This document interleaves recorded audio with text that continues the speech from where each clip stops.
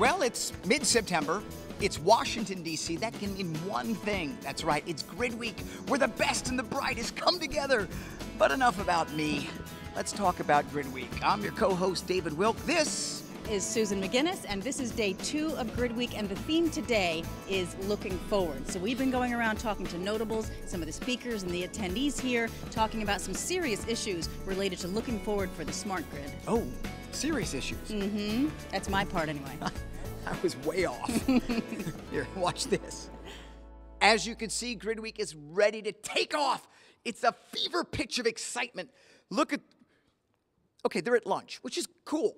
Jacob, day 1, GridWeek, thoughts so far?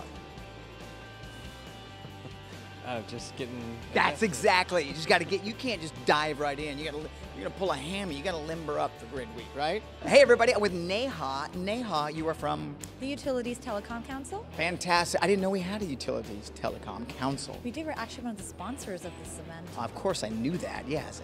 Hello.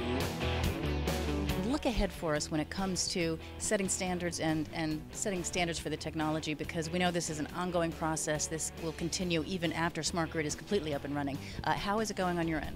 Well, things are moving along, and we're starting to get much more engaged now with other countries around the world that are modernizing their grids. In the last 20 years, India has almost totally deregulated the entire process of power generation, transmission, and distribution.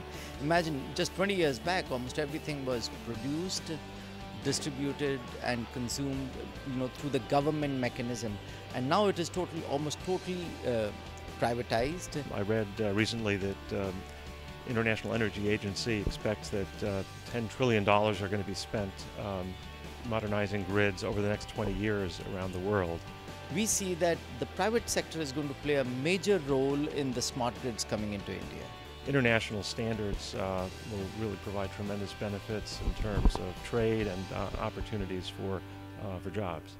One thing I love about GridWeek, it is just a melting pot of these great minds. Everyone's ideas are just, let's get them out there. Here a correlation between action and dollars. That's huge. Everyone sign up for the utilities payload. What would you add? Everyone's adding their whole ideas. Eggs and milk and Lucky Charms and... Actually, I think that's just Anto's shopping list. What's the one thing we need to do to get everybody looking forward?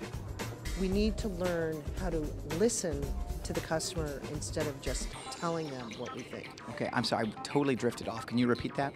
That we need to learn how to listen to customers instead of just trying to tell them what we're doing. That it's a two-way Again, street. I totally was daydreaming. If you could just hit that one more time. What's the one thing we need to do? To listen.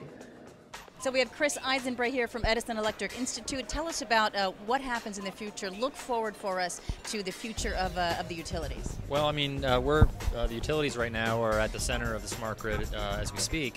But 10, 15 years down the road, there's a lot of question out there about, where will the utilities play? Will utilities be around?